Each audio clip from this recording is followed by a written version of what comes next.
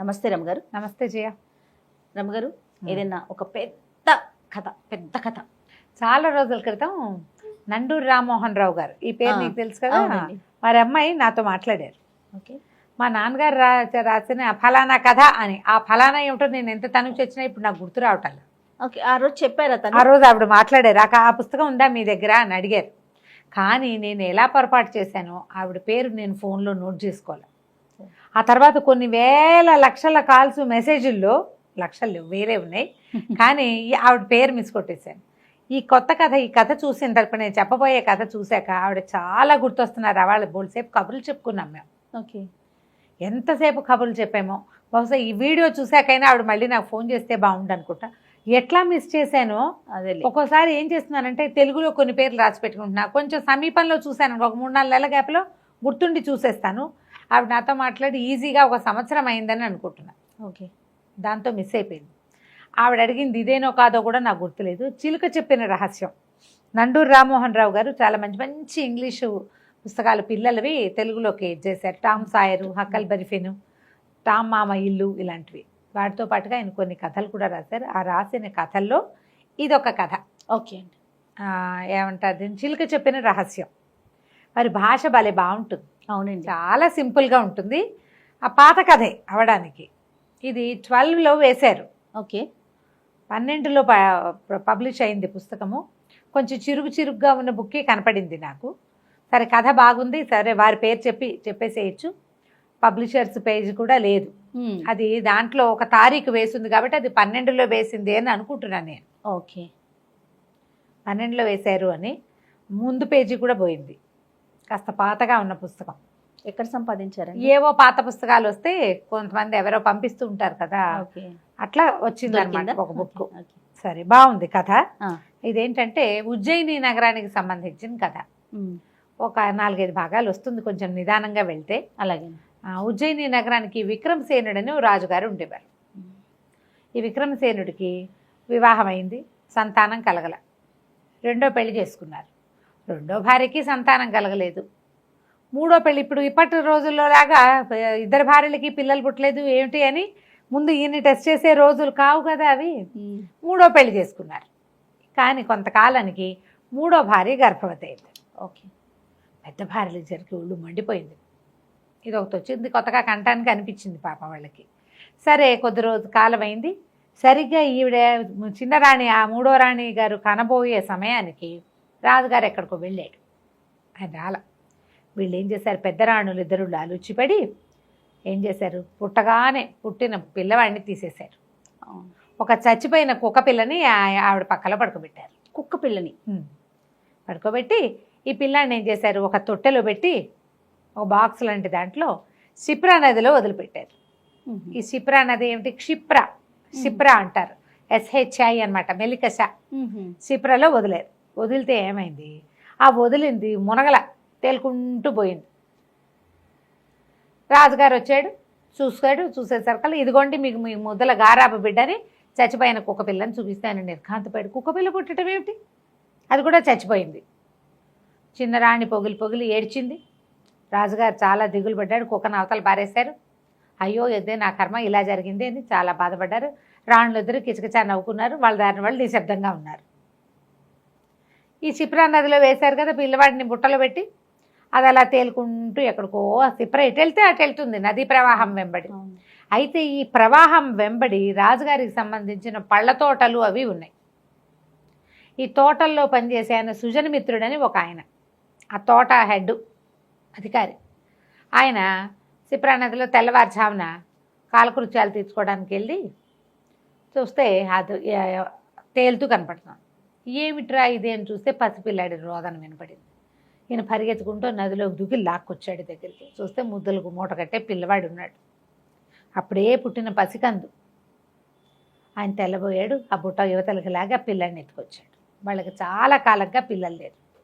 ఈ చంటి బిడ్డను చూసేసరికల్లా కేరింతలు కొట్టేసింది భార్య ఆనందంతో. దేవుడే ఇచ్చాడు మనకి, నా పూజలు ఫలించి ఇచ్చాడని ఆవిడ కాదు, నా ప్రార్థనల్ని మన్నించి ఇచ్చాడని ఆయన. చివరికి మొత్తానికి దేవుడు ఒక పిల్లాడిని ఇచ్చాడు. ఈ ఇచ్చిన పిల్లవాడిని దేవదత్తుడు అని పేరు పెట్టి ఆ పురిటి కందుని పెంచుకోవటం మొదలుపెట్టారు. 2-3 సంవత్సరాలు భారంగా గడిచాయి రాజుగారికి. వీళ్ళు ఉత్సాహంగానే ఉన్నారు, పిల్లాడు దొరికాడు కదా. అక్కడ రాజుగారి ఇంట్లో భారంగా గడిచింది. మళ్ళీ 3వ రాణి గారు గర్భవతి అయింది. రాణుల కొళ్ళు మండింది, మళ్ళీ మొదలైపోయింది ఈవిడ. దీని సంగతి చూడాలనుకున్నారు. ఈసారి కూడా ఏం చేశారు, దాదుల్ని మాట్లాడుకుని పురిటికందు ఆడపిల్ల పుట్టింది. ఈసారి పిల్లని తీసేశారు, ఇంకో చచ్చిన కుక్క పిల్లని అక్కడ పెట్టారు. అప్పుడు కూడా ఆ రాజు బయటికి వెళ్ళాడా? బయటికి వెళ్ళాలా, తెలుసుకున్నాడు. కానీ వాళ్ళు వచ్చే లోపల వీళ్ళు దాదుల్ని మేనేజ్ చేసేసారు. వీళ్ళు పిల్లని మళ్ళీ బుట్టలో పెట్టారు, క్షిప్రా నదిలో వదిలిపెట్టారు. మునిగిపోతుంది ఎక్కడో చోట బుట్ట. మనమే ముంచిన పాపం వద్దనుకున్నారు. అదే ఇందులో కొంచెం ఆలోచన చేశారు వాళ్ళు. మరి నీళ్ళలో వీళ్ళే స్వయంగా ముంచారనుకో పాపం, అదే తేలుకుంటూ పోయి ఎప్పుడో వాడే ఎక్కడో చోట మునిగిపోతాడు. అందుకని పైగా ఈ ఊళ్ళోనే ఏదైనా చేశారనుకో, రాణిగారులు ఎక్కడికైనా వెళ్తే అందరికీ తెలిసిపోతుంది. ఈ ఊళ్ళో చేస్తే చంటి బిడ్డ బయటపడేసరికల్లా అనుమానం వస్తుంది. ఆ క్షిప్ర ఎక్కడెక్కడెక్కడో వెళ్తుంది నది, ఆ వెళ్ళే దాంట్లో పడిపోతే ఎక్కడో ఏదో అవుతుంది, ఎవరికి తెలుసు. అందుకని మళ్ళీ చచ్చిన కుక్క పిల్లని పెట్టారు, పిల్లని వదిలిపెట్టేశారు. రాజుగారి కుక్క పిల్లని చూసి లబోదిబోమన్నాడు, చాలా దుఃఖపడ్డాడు. ఇదేమిటి నా కర్మ ఇలా కాలిందన్నాడు. నీ మొహం చూడకూడదు, నీ వల్ల నాకు చెడ్డ పేరు వచ్చిందని రాణిని, 3వ రాణిని దుఃఖం ఏడ్చి మొత్తుకుంటున్న ఆవిడ్ని తీసుకుపోయి కారాగారంలో ఒక పాతాళ గృహంలో పడేసేసారు. ఇంకా ఆవిడ మొహం చూడలా. 2 పిల్లలు పుట్టినా ఆవిడ ఆ పనే అదే అయిపోయింది. ఈ క్షిప్రా నదిలో తేలుకుంటూ పోయింది, మళ్ళీ సుజనమిత్రుడికే కనపడింది. వాళ్ళు ఆశ్చర్యపోయారు. 4 ఏళ్లకోసారి దేవుడు పిల్లని ఇస్తున్నాడు అని అనుకుని చూస్తే ఆడపిల్ల కనపడింది. చంద్రుడి కాంతితో పోలే కాంతి కలిగిన పిల్ల, అందుకని దానికి చంద్రావతి అని పేరు పెట్టుకున్నారు. ఆ దేవదత్తుడిని ఈ చంద్రావతిని పెంచుకోవటం మొదలుపెట్టారు. పిల్లాడు బ్రైట్గా ఉండేవాడు, పిల్ల అందగత్తె. పిల్లాడు చాలా యాక్టివ్గా ఉండేవాడు. ఈయన ఏం చేశాడు, చిన్న అధికారి, వాళ్ళకి పెద్ద పెద్ద సంపాదనలు ఏమి ఉండవు, మామూలు వాళ్ళు అంతే, కష్టపడి పని చేసుకోవాలి. మరి ఈయన ఏం చేశాడు, చుట్టుపక్కల వాళ్ళలో ఈ సైనిక విద్యలు అస్త్ర విద్యలు వచ్చిన ఒక భటుడిని మాట్లాడుకుని పిల్లాడికి కాస్త అన్నీ నేర్పించాడు. కాస్త కత్తి సాము అవి నేర్పించాడు. కాస్త కత్తి తిప్పడం వచ్చు, వాడికి డాలు అడ్డం పెట్టుకోవడం వచ్చు, కొంత వీర విద్యలు నేర్పాడు. అక్కడి నుంచి పిల్లకేమో ఈ దేవాలయాల దగ్గర దేవదాసీలు వాళ్ళు ఉంటారు కదా, వాళ్ళకి పళ్ళు కాయలు కూరలు సప్లై చేసి పిల్లకి కాస్త చక్కగా సంగీతము వీణ అన్నీ నేర్పించుకున్నారు. అంతే విద్యలు ఏదో చదివిచ్చారు పిల్లల్ని. కాస్త 19-20 సంవత్సరాలు వచ్చేసరికి వీళ్ళు రోజు అనుకునేవాళ్ళు, ఈ పిల్లలు మన పిల్లలు కాదు అని చెప్పాలని ఉండేది వాళ్ళకి. చెప్తే ఏమవుతుందో అని భయం, పిల్లలు తట్టుకోలేరని. ఈ అమ్మా నాన్నని తప్పిస్తే ఇంకో ప్రపంచం ఎరగరు వాళ్ళు. ఏదో చదువుకోవడానికి వాటికి వెళ్తారు అంతే. చుట్టాలు పక్కాలు ఏదో కొద్దిమంది ఉన్నారు, పెద్ద ప్రపంచం లేదు వాళ్ళకి. పిల్లలు బెంగపెట్టుకుంటారని అట్ట చూస్తూనే చెప్దాం ఈ పుట్టినరోజుకి చెప్దామని అన్ని పుట్టినరోజులు గడిపి పిల్లాడికి 20 ఏళ్ళు వచ్చేదాకా చెప్పల. ఈ 20 ఏళ్ళ అబ్బాయికి ఆ పిల్లకు 16 ఏళ్ళు వచ్చినాయి. మరి ఒకరోజు సడన్గా సుజన్మిత్రుడు మరణించాడు. కాలక్రమాన వాళ్ళు వృద్ధులు పెద్దవాళ్ళు కదా, చాలా కాలం పిల్లలు లేక వీళ్ళు దొరికారు వాళ్ళకి. ఆ సుజన్మిత్రుడు పోయిన 3-4 నెలల తేడాతోటి తల్లి కూడా పోయింది. సుజన్మిత్రుడు లేకపోవడంతో వీళ్ళకి అప్పటిదాకా దాచుకున్న డబ్బు 4-5 నెలలు తినడానికి సరిపోయింది. ఉద్యోగం లేదు, అతను పోయాడంటే ఇక జీతం రాదు. ఏదో క్షిప్రా నది ఒడ్డున చిన్న గూడుతోటి ఉండేవాళ్ళు, తోటమాలి వాళ్ళు. అక్కడి నుంచి ఆ తల్లి కూడా చనిపోయింది. ఆవిడకి దిగులుగా ఉండేది, అయ్యో పిల్లలకి రహస్యం తండ్రి ఉంటే చెప్పేవాడు, నేను ఎట్లా చెప్తాను అని. భర్త పోయిన దిగులు, రహస్యం దాచామన్న దిగులు, 2 దిగుళ్లతోటి ఆవిడ పోయింది. వీళ్ళిద్దరూ మిగిలిపోయారు. ఏదో ఉన్నవి మన్నవి పెట్టుకుని కొంతకాలం తిన్నాక పిల్లాడు ఏమన్నాడంటే, కుర్రాడు మరి ఎంతకాలం ఇలా ఉంటాము, నేను తోటల మీద వాటి మీద పని చేయలేను, ఏదో వేరే విద్యలు నేర్చుకున్నాం, రాజుగారు చాలా గొప్పవాడని అందరూ చెప్పుకుంటారు, రాజు దగ్గరికి వెళ్ళి ఏదైనా పని చూసుకొస్తానని చెప్పి వెళ్ళాడు. చెల్లెలకి వెళ్ళేసరికల్లా సరే చాలా పొడుగు ఆజానుబాహువుగా ఉంటాడు ఈ దేవదత్తుడు. వాడు రాచపుట కదా, కాస్త ప్రత్యేకంగా కనపడతాడు. సాధారణమైన బట్టలు, కానీ వాడి ప్రత్యేకమైన స్ఫురద్రూపి వాడు.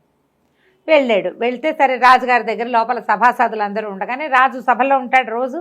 లోపలికి వెళ్ళి రాజుగారికి నమస్కారం చేస్తే రాజుకి ఆశ్చర్యం వేస్తే, పిల్లాన్ని చూస్తే ఏదో బాగుందనిపించింది. అయితే ఏం చెప్పాడంటే, నేను తోటల అధికారి సుజనమిత్రుడి కుమారుణ్ణి, మా నాన్నగారు చనిపోయారు మీకు తెలుసు కదా, ఏదైనా ఒక ఉద్యోగం మీ దగ్గర మిమ్మల్ని అడిగి చేసుకుందామని వచ్చాను అన్నాడు. అనేసరికల్లా ఈ రాజుకు ఒక మంత్రి ఉన్నాడు, రణవర్మ ఆయన పేరు.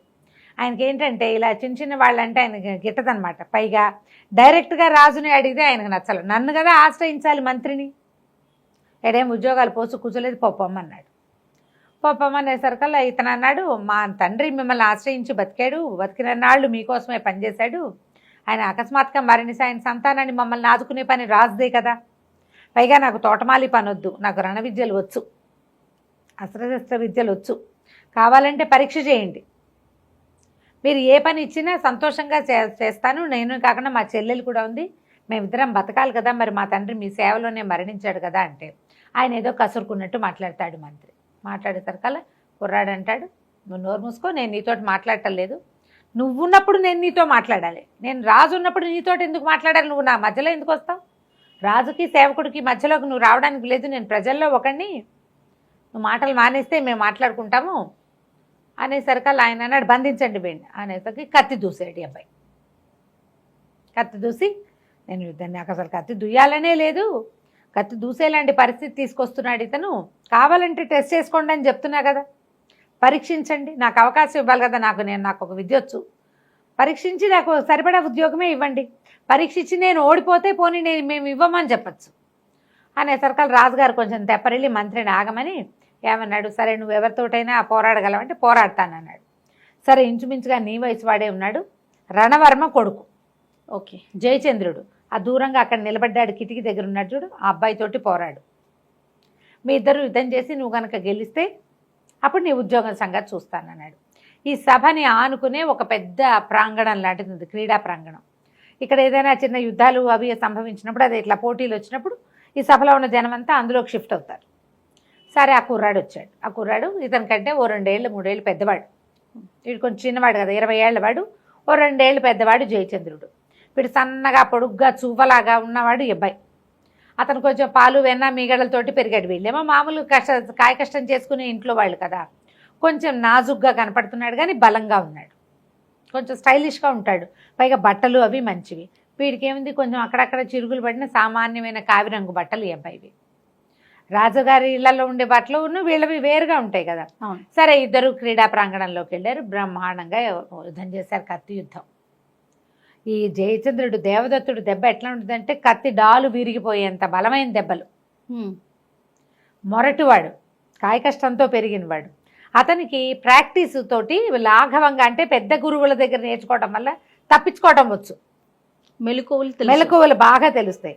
వాడు మెలకువతోటి వీడు బలంతో చచ్చేలా యుద్ధం చేశారు. ఒక దశలో ఇద్దరి కత్తులు విరిగిపోయింది. కత్తులు విరిగిపోయేసరికల్లా అందరూ నిర్ఘాంతపోయారు. ఈ కుర్రాళ్ళిద్దరూ ఒకళ్ళనొకళ్ళు కావలించుకున్నారు, నువ్వెంత బాగా ఫైట్ చేసావంటే నువ్వెంత బాగా ఫైట్ చేసావు, ఒకళ్ళనొకళ్ళు మెచ్చుకుంటారనమాట. రాజుగారు చాలా సంతోషించి ఏమన్నాడు, అశ్వదళానికి అధిపతిని చేస్తున్నాం, అశ్వశాల అధ్యక్షుడు, గుర్రాలు కొనటం అమ్మటం ఇలాంటి పనులు చేయాలి, ఈ పనులలో ఉండమని పెట్టుకున్నారు.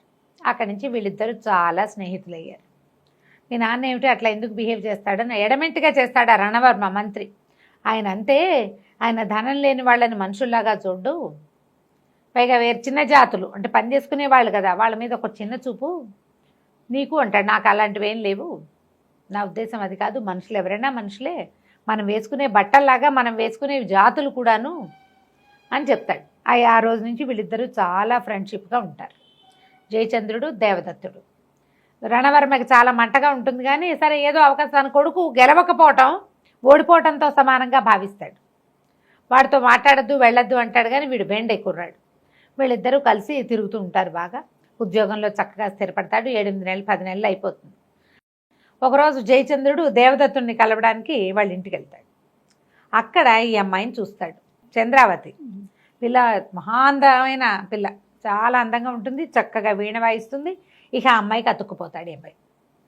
ఈ పిల్లతో ప్రేమలో పడతాడు. చెప్తాడు, మీ చెల్లెని ప్రేమించాను అంటే మీ నాన్న మా పిల్లని చేసుకోవడానికి ఒప్పుకోడోయ్, మీ నాన్న ఒప్పుకోడు అంటాడు. చూద్దాం అనుకుంటారు. ఇది ఇలా ఉంటుండగా ఒక విచిత్రమైన సంఘటన జరుగుతుంది. దేవదత్తుడిని అశ్వశాలాధిపతిగా చేశారు, అశ్వశాల అనకూడదు, అశ్వదళాధిపతిగా చేశారు.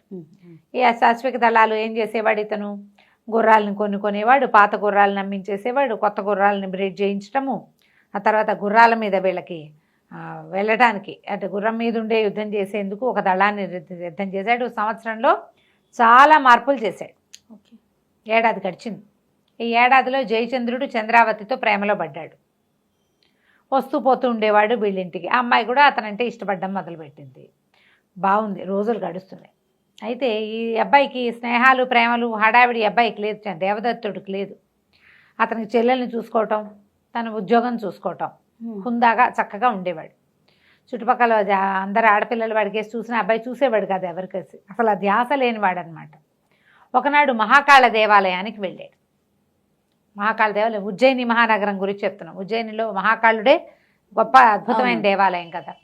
దేవాలయానికి వెళ్ళాడు. స్వామి దర్శనం చేసిన తర్వాత చీకటి పడతాం. చీకటి పడే వేళకి ఏంటంటే అక్కడ ప్రమథగణాలు నాట్యం చేస్తాయని, మహాకాళుడు స్వయంగా నృత్యం చేస్తాడని, తాండవం చేస్తాడని చెప్పుకుంటారు.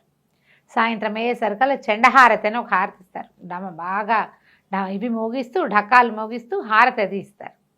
ఈ హారతి వేళ అయిపోయింది. అదంతా చూశాడు.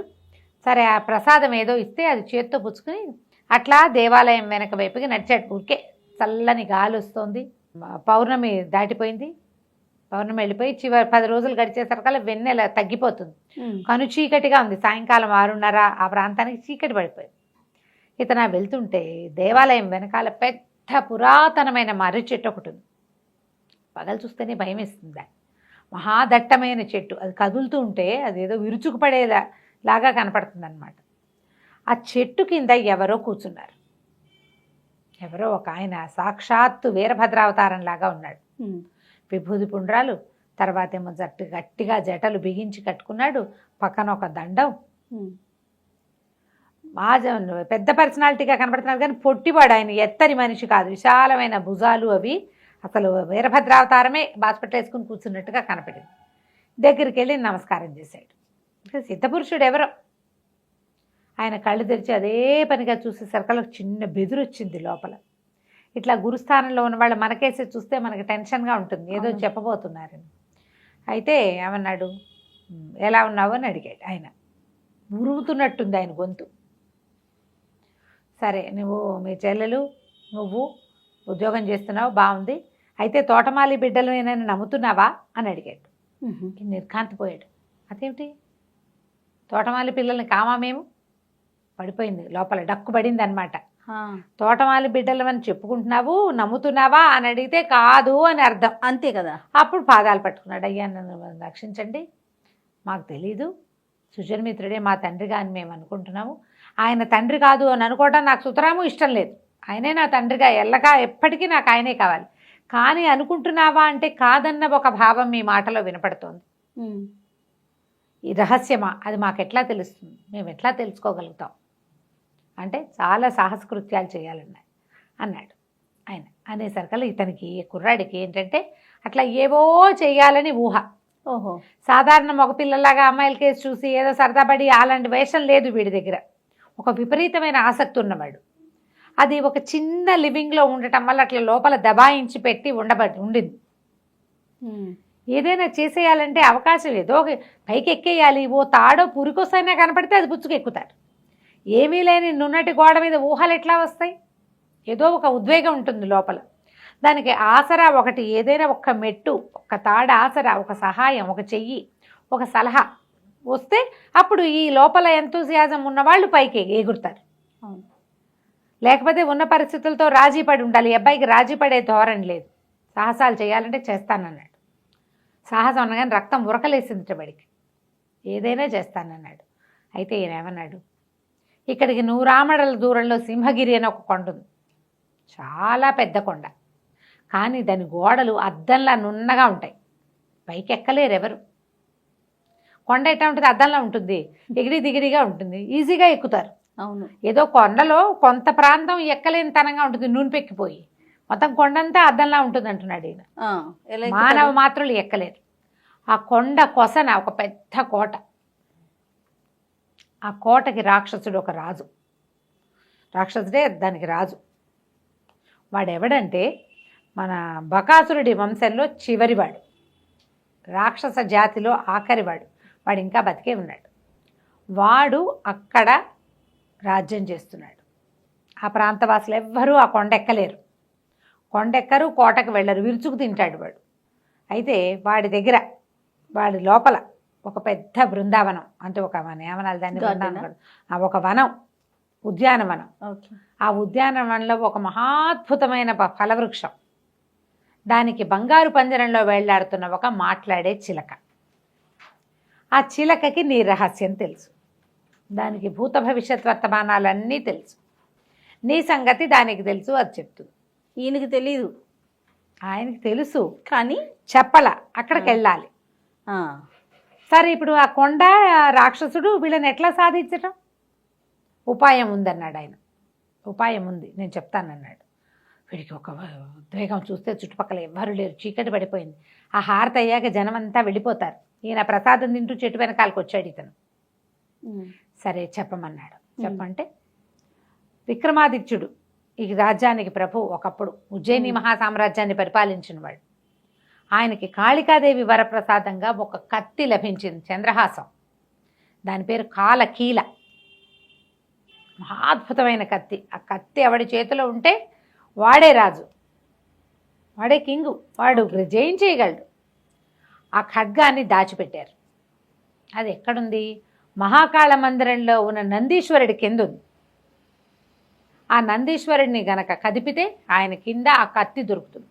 ఓకే, నువ్వు గనక ఆ కత్తి తీసుకొస్తే, ఆ కత్తి తీసుకుని రావడానికి కూడా మార్గం ఉంది. నా దగ్గరికి తెస్తే ఆ కత్తికి మహిమాన్వితమైంది, అది చాలా శక్తులు ఉన్నాయి. నేను ఒక ప్రత్యేకంగా ఆ కత్తిని సిద్ధం చేస్తా. ఆ కత్తితోటే ఆ రాక్షసుడు చచ్చిపోతాడు. వాడి చావు ఈ కత్తితోటి ఉంది. అందుకే వాడు చావల. విక్రమాదిత్యుడు వెళ్ళిపోయాడు, కానీ విక్రమార్కుడు వెళ్ళిపోయాడు, వీడు ఉండిపోయాడు, ఈ రాక్షసుడు. అనేసరికల్లా తెల్లబోయాడు. మహాకాళ మందిరంలో నంది, ఎంత పెద్ద నంది, ఆయన కింద ఉంటామేమిటి? పైగా మహాకాళ మందిరం నుంచి కత్తి పుచ్చుకుని తీసుకెళ్తారంటే ఒప్పుకుంటారు, ఎట్లాగండి అన్నాడు. దానికి ఇంకో మార్గం ఉంది, అది కూడా చెప్తానన్నాడు. రాత్రి నువ్వు మహాకాళ మందిరంలోకి వెళ్ళిపో. మహాకాళవుడు చాలా పెద్ద లింగం, ఆయన వెనకాల దాక్కుంటే అందరు వెళ్ళిపోయి తాళాలు వేసేస్తారు. నువ్వు బయటకు వచ్చి నందీశ్వరుని కదుపు. ఈ నందీశ్వరుడు కదలడు, చాలా పెద్దవాడు నందీశ్వరుడు. అందుకని ఒక ప్రత్యేక భస్మం, ఇదిగో అని ఒక భస్మం ఇచ్చాడు పొట్లం. ఇదేంటంటే మా గురువుగారు కైలాసం నుంచి తెచ్చారు. శివపార్వతులు ఇద్దరు, పరమేశ్వరుడు పార్వతీదేవిని ఆలింగనం చేసుకున్నాడు ఒక దీంట్లో తాండవ సమయంలో. అప్పుడు వారి ఒంటి నుంచి రాలిపడిన బూడిద ఇది, భస్మం రాలిపడింది. మా గురువుగారు సేకరించి తెచ్చిచ్చారు. ఇది మహాద్భుతమైంది, మహామహిమాన్వితమైంది. దాని పవర్ అదే. శివపార్వతులు ఇద్దరు కౌగులించుకున్నప్పుడు రాలిపడిన బూడిద భస్మం అంటే అమ్మో, ఇంకా కైలాసం నుంచి గురువుగారు తెచ్చారు. ఇదిగో పొట్లం పెట్టుకో, ఈ భస్మాన్ని నందీశ్వరుడి మీద జల్లు. నంది తేలికైపోతాడు, తీయొచ్చు, బలంగా పోస్తే జరపచ్చు. కింద కత్తి కనపడుతుంది నీకు. బాగుంది, కత్తిని స్వాధీనపరచుకో. ఆ తర్వాత ఆ గోతులోంచి పక్కకే ఒక లోపలికి మెట్లుంటాయి, అది అలా దిగిరా. మెట్లు దిగ్గా నువ్వు మళ్ళీ మెట్లు ఎక్కుతావు. ఎక్కిరా. ఎక్కితే బాగా ముందుకు వచ్చాక ఒక నీకు ఇనప గడియ కనపడుతుంది, ఇనప తలుపు. ఆ గడి అది నీ వైపే ఉంటుంది. ఆ గడి ఉన్న ద్వారం ఎక్కడికి వెళ్తుంది అంటే శ్మశానానికి దగ్గరలో ఉన్నటువంటి పాడుపడిన కాళికాలయంలోకి తెరుచుకుంటుంది ఆ సొరంగం.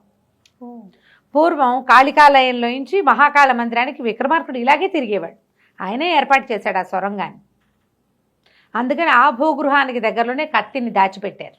ఆయన వెళ్ళిపోయాక నువ్వు వచ్చేయి మహాకాళ మందిరం నుంచి ఇక్కడికి మా భద్రకాళి దేవాలయానికి వచ్చేసి ఆ కత్తి నాకు తెచ్చిచ్చేసి ఇస్తే నేనేం చేస్తా, దానికి బోళ్ళంతా అక్కడ హోమం చేస్తూ ఉంటాను, నేను ధ్యానంలో ఉంటాను. నేను లేవకపోయినా సరే నువ్వు నేను నా కళ్ళు తెరిచేదాకా అక్కడ నుంచో, నీకు కత్తికి పవర్ఫుల్గా చేసిస్తా. అది పుచ్చుకెళ్ళి నువ్వు ఆ రాక్షసుని సాధించి చిలక చెప్తుందిగా రహస్యం, అది విందువుగా. బాగుంది. గుండెలు గుబగుబలాడిపోతున్నాయి, వీడికి దడదడలాడిపోతుంది, భయం వేసేస్తోంది, ఇంట్రెస్టింగ్గా ఉంది. సరే అక్కడి నుంచి వెళ్ళొస్తానని సిద్ధుడు లేచాడు. ఏనుగు ఒక గున్నలాగా ఉన్నాడు ఆయన. వెళ్తుంటే కూడా భయం వేసింది ఆయన నడక చూస్తే. ఎవరు? గురువుడు సిద్ధుడు. దాంతో ఆయన కేసే చూస్తూ నుంచున్నాడు. పొట్లం మాత్రం ఇచ్చారు, జేబు పెట్టుకున్నాడు. సరే ఆయన వెళ్ళిపోయాడు. మనం భద్రకాళి మందిరంలో కలుసుకుందాము అని. ఇక కాళ్ళు ఉణికిపోతూ ఈ అబ్బాయి ఇంటి దారి పెట్టాడు. అన్నం తినబుద్ధి కాల, నిద్ర పట్టల, కళ్ళు మూసు పడుకుంటే ఏమిటో అయిపోతోంది లోపల, దడదడలాడిపోతోంది. ఎవరికీ చెప్పకూడదు, ఎవరికి చెప్పొద్దన్నాడు ఆయన. ఎవరికైనా ఎట్లా చెప్తాడు ఇంత రహస్యం? పైగా మేము తోటమాలి పిల్లలం కాదండి, మేమేదో వేషం ఇస్తున్నాం అనుకుంటారు. అవును. పైగా ఇదేదో విపరీత క్రియ. మహాకాళి మందిరం నుంచి కత్తి దొంగతనం చేస్తూ రావటం అంటే అదేమిటి చిన్న పనే. అందుకని చెప్పదలుచుకోలే, ఊరుకున్నాడు. ఆలోచించాడు. సరే బాగానే ఉందనుకొని మర్నాడు అంతా అన్యమనస్కంగానే ఉన్నాడు. చెల్లెలు అడిగి ఏమిటనే అట్లా ఉన్నావు అని అడిగింది, చెప్పల. జయచంద్రుడు కనపడ్డాడు, అతను అడిగాడు, చెప్పల. అన్యమనస్కంగానే ఆలోచిస్తూనే అశ్వశాలకి అశ్వదళాన్ని పరీక్షించడానికి వెళ్ళాడు. సాయంకాలం మళ్ళీ మహాకాళ మందిరానికి వెళ్ళిపోయాడు. చేసేయాలి అది. మహాకాళ మందిరానికి వెళ్ళిపోయాడు. వెళ్ళాక ఏం చేశాడు, చీకటి పడుతుండగా దేవాలయంలోకి వెళ్ళి ప్రదక్షిణ చేయటానికి వెళ్ళి శివలింగం వెనకాల దాక్కున్నాడు. చీకటి పడిపోయింది. 7 అయ్యేసరికల్లా గుడి మూసేసి అందరు వెళ్ళిపోయారు. నిర్మానుష్యంగా స్వామివారి దగ్గర వెలిగించినటువంటి శివలింగం దగ్గర వెలిగిస్తారుగా దీపారాధనలు. వాకిట్లో పక్కన వీళ్ళు శివపార్షదులకి చేతుల్లో పెట్టినటువంటి కాగడాలు, ఆ వెలుగులో మహోజ్వలంగా కనపడుతోంది మహాకాళ మందిరం. పైగా మామూలుగా ఉంటే శివలింగం చూస్తే మామూలుగా ఉంటుంది, జనం ఎవరు లేకపోతే ఎట్లా ఉంటుంది? అవును, భయంగా. తను చేయబోతున్నది తప్పో ఒప్పో తెలియదు. ఏదో బృహత్తర కార్యక్రమం అక్కడెక్కడికో పోవటం వేరు. ముందు ఇక్కడి నుంచి కత్తి తీయద్దు. అక్కడి నుంచి ఏం చేశాడు, శివుడికో నమస్కారం చేసి ఈ నందీశ్వరుణ్ణి తోయబోయాడు. తోసాడు. శక్తి అంతా ఖర్చు పెట్టాక కొంచెం కదిలింది. ఓహో కదులుతోందని తన కత్తి దాని పెడిని దాని సందుకు తోసాడు. చెమటలు పోసేసినాయి. గాలి లేదు మందిరంలో. కాగడాలు బట్టి వెచ్చదనం, ఊపిరాడకుండా ఉంది లోపల. మొత్తానికి ఎట్లా గొట్లా తోసాడు బయటికి. తోసేసరికల్ అడుగుని ఇట్లా చతురస్రాకారంలో ఒక గొయ్యిలాగా కనపడుతోంది. అందులోకి దిగాడు. దిగితే కత్తి కనిపించింది. తలుక్కుమంది ఒక్కసారి. అది వెలుతురు తగిలేసరికి కళ్ళకద్దుకున్నాడు. లేపితే బరువు మామూలు కత్తుల్లాగా లేదు, మంచి బరువు. మన ముందు తరాల్లో ఉన్న వాళ్ళు భారీ కాయలు అయి ఉంటారని చెప్పుకుంటాం. అవును, విక్రమాదిత్యుడు ఎంత మనిషో ఆయన కత్తి ఎంత కత్తో. అది కాళికాదేవి వరప్రసాదం. ఆ కత్తిని తీసి గట్టెక్కాడు పైకి. నందీశ్వరుడు పక్కన నిలబడి కత్తిని బాగా అటు ఇటు కదిపి మెల్లిగా అలవాటైంది. ఆ కత్తిని హ్యాండిల్ చేయగలగాలి కదా, హ్యాండిల్ చేశాడు. సరే కుదిరింది. కళ్ళకద్దుకున్నాడు. అదేమి ఇంతకాలం అయింది, ఆయన ఎప్పుడో పరమపదించాడు. తుప్పు గిప్పు పట్టల, బ్రహ్మాండమైన వర, నవరత్నాలు పొదుగున్నాయి దాని మీద. ఆ కత్తి కూడా ఎలా ఉందంటే అది లోహపు ముక్కతో చేసినట్టుగా ఉంది, పంచలోహాల్లాగా కనపడుతుంది. ఉల్కాశకలం అయి ఉంటుందంటారు ఆయనకి ఇచ్చింది. దాని రంగు దాని ఆ తూకము వేరేగా ఉందన్నమాట. సరే కత్తి పెట్టుకున్నాడు. మహాకాళుడికి ఇంకో నమస్కారం చేసి ఆ గోతిలోకి దిగి కింద నుంచి నందీశ్వరుడిని లాగేశాడు. నందీశ్వరుడు యథాప్రకారం కూర్చున్నాక చూస్తే కాలికి కిందగా ఒక పక్కగా ఇతను దిగిన గోతికి ఒక పక్క మెట్లు కనపడ్డాయి. మెట్లు దిగడం మొదలుపెట్టాడు. ఇక దిగాడు. దిగుతూనే ఉన్నాడు. తడొచ్చేసింది. ఏం చేస్తున్నాను నేను అనిపించింది. పొరపాటు చేశానేమో అనిపించింది. కాళ్ళు ఉడికిపోతున్నాయి, ఊపిరి అందటల్లా. ఓ చోట కూర్చున్నాడు. కూర్చోగానే చటుక్కమని స్ట్రైక్ అయింది ఒక విషయం. దేవదత్తుడు కాలకీలని చేజిక్కించుకున్నాడు. నందీశ్వరుని జరిపాడు, కాలకీలను తీసుకున్నాడు, దిగాడు. మెట్లు నడుస్తూ ఉంటే ఎప్పటికీ తరగని మెట్లమలో అతనికి భయం వేసింది. సడన్గా ఒక విషయం స్ట్రైక్ అయింది. ఏం స్ట్రైక్ అయిందంటే, మొదట సిద్ధుడు ఏం చెప్పాడు ముందు భాగంలో విన్నాం మనం. అవును, అతను ఒక భస్మం ఇచ్చి శివపార్వతులు ఇద్దరు ఆలింగనం చేసుకున్నప్పుడు రాలిపడిన భస్మం మా గురువుగారు తెచ్చారు, ఆ భస్మం చల్లితేనే నందీశ్వరుడు కదులుతాడు అని చెప్పాడు. అవును, కానీ ఇక్కడ భస్మం చల్లలా, ఇతను మర్చిపోయాడు ఆదుర్దాలు. ఇది ప్రాణాంతకమైన పని, భగవత్ సంబంధమైన వ్యవహారం. అవును, శివాలయంలో దాక్కోవటం రాజద్రోహం, దైవద్రోహం కూడాను. తప్పు కదా ఇదంతా, దొంగతనంగా గుళ్ళో ఉండటం. ఆ హైరాణలో ఇతను ఆ భస్మం చల్లటం మర్చిపోయాడు. ఆ భస్మపు పొట్లం దట్టిలో భద్రంగా ఉంది. చూస్తే లింగం కదిలింది. ఎలా కదిలింది? నంది కదిలింది. నంది ఎలా కదిలేడు అంటే ఎవడు కదిపినా కదులుతుందన్నమాట. అర్థమైపోయింది.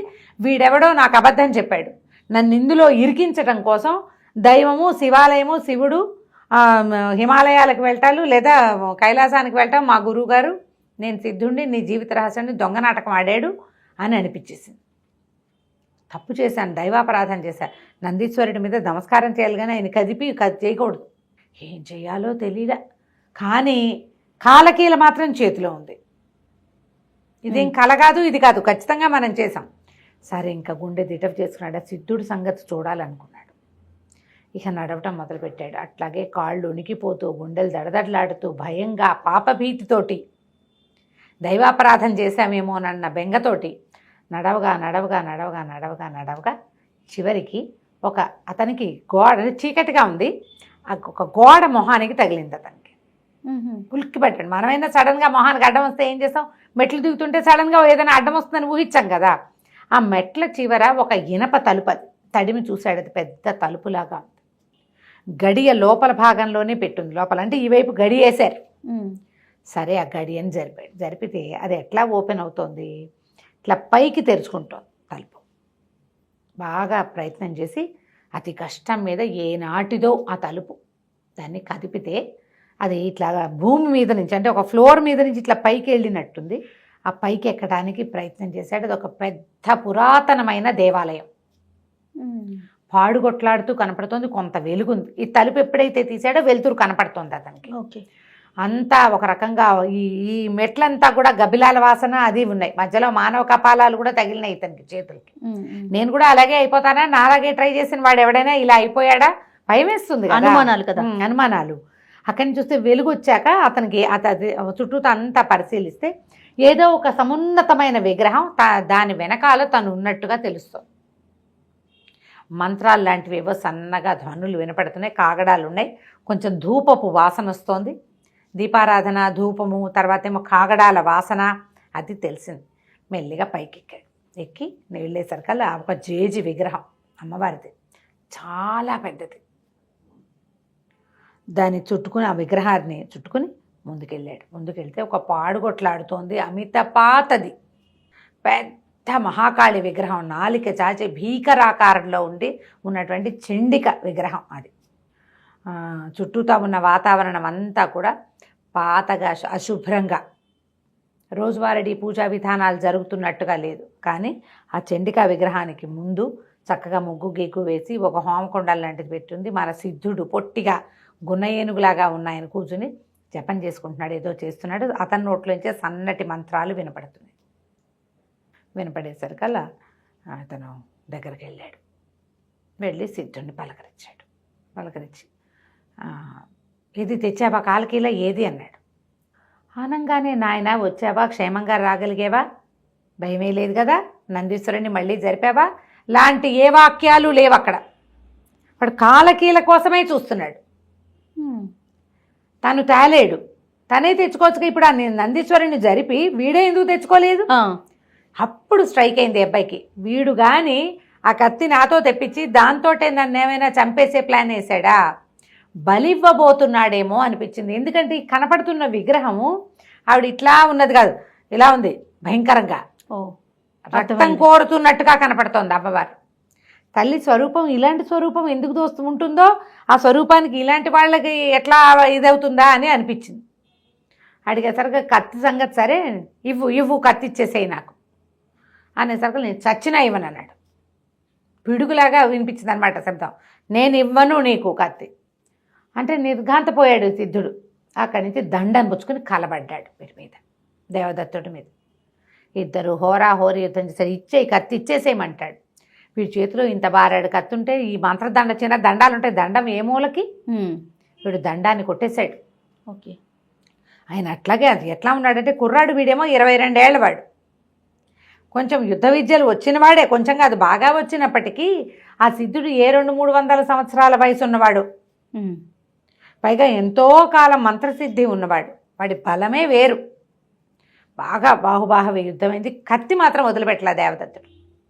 చివరికి ఏం చేశాడు, ఒక కత్తితోటి వీడు పొట్టలో పొడిచేశాడు సిద్ధుడు. మెడన్నరకల పొట్టలో పొడిచేసరికల్లా సిద్ధుడు ఆహని తన రక్తం తను చూసేసరికల్లా ఏడుస్తూ పడిపోయాడు. నా రక్తం కళ్ళ చూపించావు, ఇంకా నా సిద్ధులు పనిచేయవు అంటే అని పడిపోయేసరికల్లా వీడు అడిగాడు దేవదత్తుడు, అబ్బాయి నువ్వు ఎందుకు చేసావు ఇది, నన్ను బలివ్వాలనుకున్నావా అంటే, నన్ను క్షమించు, నిన్ను బలివ్వాలని అనుకున్నా, రాజకుమారుడు కావాలి నాకు, నేను బలి ఇవ్వాలని అనుకున్నాను, అందుకనే తీసుకొచ్చాను. కానీ మరి నా జీవిత రహస్యం చెప్తానన్నావు కదా, అంటే నేను చెప్తానని చెప్పలేదు కదా, నాకు తెలుసు, కానీ నేను చెప్పను, నీకు చెప్పలేను. ఇప్పుడు ఆ రహస్యం చెప్పగలిగే మంత్రసిద్ధి అంతా పోయింది. ఆ చిలక దగ్గర ఉంది ఆ రహస్యం. సింహకేతువు దగ్గర, సింహగిరిలో ఉన్న మాట్లాడే చిలక ఆ రహస్యాన్ని చెప్పగలుగుతుంది. ఆ చిలక ఒకప్పుడు నా దగ్గరే ఉండేది. సింహకేతువు నన్ను బెదిరించి ఆ చిలకని లాగేసుకున్నాడు. వాడు విచిత్ర వస్తు సంగ్రహం చేస్తాడు. వాడు అపూర్వ వస్తు సంగ్రహం చేసే గుణం ఉంది వాడికి. వాడు నా దగ్గర నుంచి లాగేసుకున్నాడు. నిన్ను వశం చేసుకుని నీ ద్వారా చిలకని తెప్పించుకుందాం అని ఒకటి. నిన్ను వశం చేసుకోవాలంటే నువ్వు తెచ్చిన కత్తితోటే నిన్ను నేను లైన్లో పెట్టుకోగలుగుతాను. ఓకే, నీకు ఆ చిలక మాట ఎందుకు చెప్పానంటే ఇందుకే చెప్పాను, నువ్వు చిలకని సాధించు, నీ రహస్యం తెలుస్తుందని సిద్ధుడు ప్రాణాలు వదిలేశాడు. ఈ కత్తి ఎప్పుడైతే ఈ సిద్ధుడి పొట్టలోకి వెళ్ళిందో ఆ కత్తి ఒక భగ మండిపోతున్నట్టుగా అయిపోయింది. దాంట్లో నుంచి మంటలు వస్తున్నట్టున్నాయి, నీలపు రంగు కాంతులు. నెత్తురు తగిలేసరికి దాంట్లో ఉన్న పవర్ లేచేస్తుందన్నమాట. అది పట్టుకుంటే ఆ వేడి తన చేతికి తెలుస్తుంది. ఆ కత్తిలోంచి మండుతోంది, అది కాలుతున్నట్టుగా కనపడుతోంది. ఏం చేశాడు, అక్కడ చుట్టుపక్కల చూసి అక్కడక్కడ మట్టిగా ఉంది, దాన్ని పొరలాడించి చల్లార్చాడు. ఇనప వస్తువుని చల్లార్చాలంటే మట్టిలో పెట్టాలి, మట్టిలో పెట్టి పొరలాడించి తర్వాత ఏం చేశాడు, తన దట్టి పెట్టి శుభ్రంగా తుడుచుకుని వరలో పెట్టుకున్నాడు. ఆ మహాకాళికి దండం పెట్టి అక్కడ ఉన్న చండికా విగ్రహానికి బయటకు వచ్చేసాడు. ఇంటికి నడుచుకుంటూ వెళ్ళిపోయాడు. ఇతనికి సింహకేతువు సింహగిరి అడ్రస్ అంతా తెలుసు, ఈ సిద్ధుడు చెప్పాడు. ఇక వెళ్తే నిద్ర లేదు, నిద్ర పట్టదు, ఏం చెయ్యాలో తెలీదు. అక్కడెక్కడికో వెళ్ళి తన జీవిత రహస్యం తెలుసుకోవాలనే ఉంది. అన్యమనస్కంగా ఉన్నాడు. వాళ్ళ చెల్లెలు ఏమిటన్నాయా అట్లా ఉన్నావు, రాత్రి నిద్ర పట్టలేదా, ఏమైనా ఆలోచిస్తున్నావా, అదే ఇదా అని అడిగింది. ఏమీ లేదు అన్నాడు. మరి మర్నాడు జయచంద్రుడు ఉన్నాడుగా, ఇతని ఫ్రెండ్, ఆ జయచంద్రుడిని అడిగాడు, ఏమిటో ఎలా ఉన్నావు, ఏదైనా అమ్మాయి వల్ల పడ్డావా, ఎవరినైనా చూసావా, రాజకుమార్తెలను ఎవరైనా చూసి వాళ్ళ ప్రేమలో పడ్డావా, అతను వాడికి ప్రేమలో పడే గోల అడుగుతుంటే ప్రేమ గీమా నాకు అలాంటివి ఏమీ లేవు, అవేమీ లేవన్నాడు. కానీ ఇతను ఏదో డల్గా ఉన్నాడు అని వాళ్ళకి తెలిసింది, చెల్లెలకి తెలిసింది, ఫ్రెండ్కి తెలిసింది. 4 రోజులు గడిచాక ఇతను ఏం చేశాడంటే సవివరంగా జయచంద్రుడికి ఉత్తరం రాశాడు. ఇట్లా ఒక సిద్ధుడు చెప్పాడు, మరి నేను ఆ రహస్యం తెలుసుకోవటం కోసం నేను ప్రయాణమై వెళ్ళిపోతున్నాను అని చెప్పాడు. చెల్లెలకేమో నేను దేశాంతరం ఊరికే అంటే దేశాటనకు వెళ్తున్నాను, ప్రపంచాన్ని తెలుసుకోవడానికి వెళ్తున్నాను, జయచంద్రుడు నీకు సహాయంగా ఉంటాడు, 10 రోజుల్లో తిరిగి వస్తానని చెల్లెలకు రాశాడు. మా చెల్లెల్ని జాగ్రత్తగా చూసుకోమని ఇతనికి ఉత్తరం రాసేసి 2 ఉత్తరాలు ఇద్దరికి చెరో పక్కన అందేలాగా ఏర్పరిచి వెళ్ళిపోయాడు. దేశాటన అతను ఏమనుకున్నాడంటే మనకేమో ప్రపంచం చూసి తెలుసుకోవాలని ఉంది, అవును, ఈ చిలకేదో రహస్యం చెప్తుంది, ఇది చెప్పాడు సిద్ధుడు.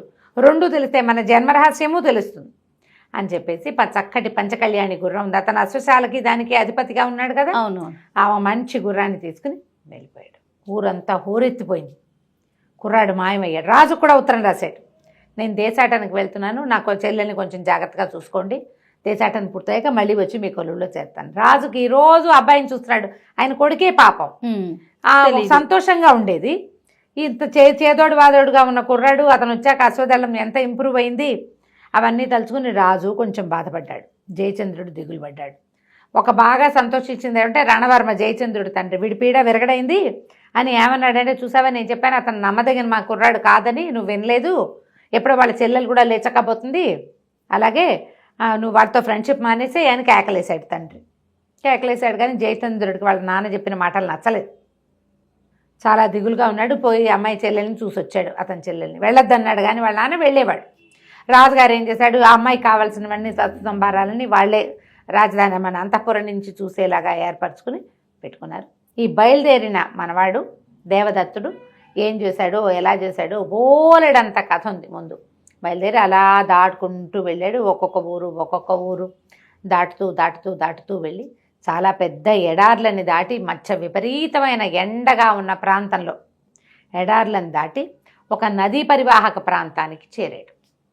చేరితే అక్కడున్న పల్లెపట్టులో కనపడినటువంటి ఒక కుర్రాడు ఏం చెప్పాడంటే, మేఖల ఆ నది పేరు. ఆ నది ఒక ఊరిని చుట్టుకుని ఉంది, మేఖలావతి అంటారు ఆ ఊరిని. ఆ మేకలావతని ఊరు చాలా బాగుంటుందని, ఇక్కడ 2-3 రోజులు విశ్రాంతి తీసుకోవచ్చని చెప్పాడు. ఇప్పటిదాకా ఈ అబ్బాయి రాత్రిళ్ళు పడుకోవడం తప్ప ఏ పట్టణంలోనూ విశ్రాంతి తీసుకోవాలి. అవును. సరే, ఇప్పుడు కథలో కనపడదు, బయలుదేరి వెళ్ళిపోయాడు. అప్పుడు ఈ మేకలావతి నగరంలోకి ప్రవేశించాడు. మేకలావతి నగరానికి ప్రవేశించాడు. వెళ్తే అది పెద్ద నగరం, ఎంత బాగుందో. గారడి వాళ్ళు, ఆ ఇంద్రజాలికులు, వాళ్ళు వీళ్ళు, ఒక దొమ్మరిసాని ఎవరు ఇలాగా గడెక్కి ఆడుతున్నది. తర్వాత ఏం పెద్ద పెద్ద కొట్లు, దేవాలయాలు, ఎంత బాగుందో ఊరు. అయితే ఒక పువ్వులమ్మ ఎవరో, అందగాడ నా వస్తావా అని అలా పిలుస్తోంది. అలాంటి వాళ్ళు కూడా ఉన్నారు. పువ్వుల వాళ్ళు, పువ్వులు పుచ్చుకుని తిరుగుతున్న వాళ్ళు, పువ్వుల దండలు వేసుకుని గంధం రాసుకుని తిరుగుతున్న వాళ్ళు, ఎంత శోభాయమానంగా ఉందో ఊరు, చాలా బాగుంది. ఓ సత్రం కావాలని వీళ్ళని అడిగి ఓ సత్రంలోకి ప్రవేశించాడు. సరే, సత్రం చక్కగా బాగుంది. వాళ్ళు గుర్రాన్ని తీసుకుపోయి కట్టేశారు, ఎక్కడో కసగడ్డ ఉన్న చోట కట్టేశారు. మరి ఇతనికి కాళ్ళు కడుక్కోవడానికి నీళ్ళు ఇచ్చి స్నానానికి దానికి ఏర్పాటు చేశారు. బాగుంది. ఇక సత్రానికి ఆ నిర్వాహకుడికి ఒక కూతురు ఉంది, కాంచనమాల ఆ పిల్ల పేరు. అతనిసేపు వీడికేసే చూస్తుంటుంది, అబ్బాయికేసే. సరే, ఆ పూట ఏదో మాట్లాడించుకున్నారు, ఒకళ్ళనొకడు మాట్లాడుకున్నారు. కొంచెం అమ్మాయి కాంచనమాల అంటే, మరేది బంగారంలాగా లేవే నువ్వు అని అన్నాడు. మీదేం ఊరు అంటే, మాది ఉజ్జయిని, నా పేరు దేవదత్తుడే. మరి నేను దేవుడు ఇచ్చాడు, ఆ పేర్లు ఏవో పెట్టుకుంటారు అని మాట్లాడుకున్నారు. కొంచెం స్నేహం కలిసిందనమాట. మర్నాడు ఉదయం ఇతను అల్పాహారం చేసే సమయంలో పెద్ద పెద్దగా కేకలు వినబడ్డాయి. ఆ అమ్మాయి ఏడుపు వినపడేసరికల్లా ఈ హాల్లోంచి లేచి బయటకు వచ్చాడు. ఆ కాంచనమాలని చెంగుపుచ్చుకుని లాగుతున్నాడు ఎవడో ఒకడు. వాడేమో ఒక రాజపురుషుడిలాగా కనపడుతున్నాడు. కత్తిడాలు ఉన్నాయి, పెద్ద భీకరాకారం, దుబ్బుగా ఉన్న కనుబొమ్మలు, ఇంత మీసాలు, పెద్ద భారీ కాయుడు. కొంతమంది రాజసైనికులు నిలబడ్డారు. లబోదిబోమని ఏడుస్తుంది ఆ పిల్ల.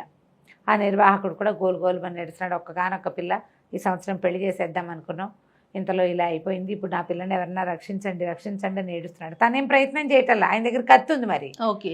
దాంతో ఇతను అడిగాడు, ఎవరు వీడు ఏంటంటే, మా రాజుగారి బావమరిది, ఈయన చాలామంది ఆడపిల్లల్ని చెరపడతాడు అనేసరికల్లా, ఈ పిల్లని రక్షించు బాబు, మా పిల్ల చిన్నపిల్ల, 16 ఏళ్ల పిల్ల, 15 ఏళ్ళదో.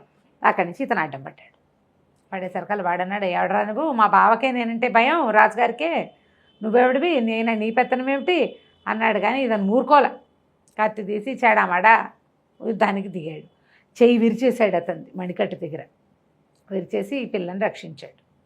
సరే, ఈ పని అయిపోయింది, వాళ్ళు వెళ్ళిపోయారు. ఇతను బయలుదేరుతుంటే ఆ పిల్ల గోలుమని నేర్చింది, నేను నిన్ను ప్రేమిస్తున్నాను, ఉండిపో, నువ్వు ఇక్కడే ఉండు, లేదా నన్ను తీసుకెళ్ళమంటే, అమ్మ నాకు అలాంటి ఉద్దేశాలు ఏం లేవు, నేను ఇప్పటిదాకా ఏ స్త్రీని ఇలాంటి దృష్టితోటి చూడలేదు, ఊళ్ళో ఓ చెల్లెలు ఉంది, నువ్వు ఇంకో చెల్లెలివి, మళ్ళీ వచ్చినప్పుడు మేకలావతిలో ఒక చెల్లెలు ఉందనుకుంటాను, అంతే తప్పిస్తే నాకే ఉద్దేశము లేదు, నువ్వు హాయిగా మీ నాన్న చెప్పినట్టు పెళ్లి చేసుకో అని చెప్పి బయలుదేరి వచ్చేసాడు. ఆ పిల్ల ఏడ్చి శోకాలు పెట్టింది, కానీ వీడు వినలా.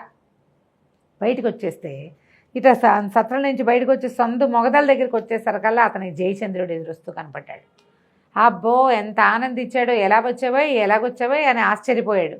కావలిచ్చుకున్నాడు. మా చెల్లెలు ఎలా ఉందన్నాడు. మీ చెల్లెలు ఏడ్చిందనే వచ్చాను రా బాబు, మీ నాన్నగారు మా నాన్నకి ఎంత దుఃఖలాగా ఉన్నాడు, ఆయన నువ్వు వెళ్ళిపోయావు, మీ చెల్లెలు కూడా లేచకపోతుందని చెప్తున్నాడు అందరికీను, మరి నువ్వు రాకపోయేసరికల్లా మీ చెల్లెలు చాలా భయపడి ఏడుస్తోంది, రాజుగారి సంరక్షణలో తను బాగానే ఉంది, నువ్వు ఏ దారి పట్టి ఉంటావో నాకు తెలుసు కదా, రాశాడు సింహగిరికి వెళ్ళబోతున్నాను అని, అది ఎంత దూరాన్ని ఉంది ఏమిటి నాకు తెలుసు, కాబట్టి నీ వెనకాలే నేను కూడా బయలుదేరి. తను 2 రోజులు ఉన్నాడు ఇక్కడ. అదే ఆ ప్రయాణం అతనికి కలిసి వచ్చింది జయచంద్రుడికి. ఆఖండ ఆగమేఘాల మీద వచ్చేసాను, ఎక్కడో చోట కనపడతామనుకుంటున్నాను. మేకలావతిలోకి రాగానే ఆ చెరువు దగ్గరే కనుక్కున్నాడు, మేకలా నది దగ్గరే కనుక్కున్నాడు అతను, ఎవరైనా రాజపురుషుడు వచ్చాడా ఏమిటి అని. అక్కడి నుంచి ఇద్దరు ఒకళ్ళనొకళ్ళు కావలించుకొని చాలా సంతోషించారు. బయలుదేరారు. జరిగింది ఇక్కడ ఇట్లా జరిగింది దారంతా అని చెప్పాడు. చెప్పి నేను సిద్ధుడిని సంహరించానని ఉత్తరంలో రాయలా, ఇప్పుడు చెప్పాడనమాట. సిద్ధుడిని సంహరించాను, ఆ సంహారం కూడా నాకు కొంత భయాన్నే కలిగించింది, అది ఏ రాజద్రోహం కింద నేరం కింద పరిగణిస్తారో తెలీదు, దానికి తోడు ఈ చిలుక ఏదో రహస్యం చెప్తుందన్న భావంతో, అంటే మేము తోటమాలి కుమారులం కాదు, నన్ను రాకుమారా అన్నాడు, నేను ఏ రాజకుమారునో తెలుసుకోవాలని ఉంది నాకు, అందుకని వచ్చేసంటే పద మన ఇద్దరం వెళ్ళిపోదాం అన్నారు. ఈ ఇద్దరు కలిసి ఇంకొక 50 ఆమడలు దూరం ప్రయాణం చేశారు. మధ్యలో ఎన్నో ఊళ్ళు, జానపదాలు, పట్టణాలు, నగరాలు దాటి మొత్తానికి ఆ సింహగిరి దగ్గరికి చేరుకున్నారు. అది దూరం నుంచి ఎలా కనపడుతుందంటే ఒక పెద్ద శివలింగంలాగా కనిపిస్తుంది, బృహదాకారంలో ఉన్న శివలింగంలాగా. ఆ కొండ పెద్ద కొండకి అటు ఇటు 3 క్రోసుల దూరం పాటు అన్ని తోటలు అడవులుగా ఉన్నాయి. అక్కడి నుంచి ఆ కొండకి కింద భాగంలో ఒక పల్లెటూరు లాంటి జనపదం కనపడుతుంది. వీళ్ళు వెళ్తే తోటలు, పళ్ళ తోటలన్నీ. అక్కడి నుంచి పొలం పని చేసేవాళ్ళు ఎంతమంది ఉన్నారో మనుషులు. తేనె పట్టల్లే ఉంది ఆ ప్రాంతం అంతా. అందరూ తలా ఒక పని చేస్తున్నారు. బత్తాయి తోటలు, నారింజ తోటలు, తర్వాత ద్రాక్ష తోటలు. ఎంత ద్రాక్ష ఉందో అక్కడ. అందరూ పనిచేసేవాళ్ళే. సరే అక్కడి నుంచి వీళ్ళు వెళ్ళి ఆ వాళ్ళల్లో ఒక ముసలాయన్ని పట్టుకున్నారు. ఎవరు ఏమిటి అని కనుక్కున్నారు. ఎక్కడి నుంచి వస్తున్నారే బాబు, మీరు కొత్త దాపర వాళ్ళే ఉన్నారు, ఇక్కడికి రాకూడదు, సింహకేతువు కనుక చూశాడంటే విరుచుకు తినేస్తాడు. అంటే వాడెవడు ఏమిటి అంటే వాడొక రాక్షసుడు, బకాసురుడి వంశంలో వాడు, చివరివాడు. వాడికి ఎవ్వరూ లేరు.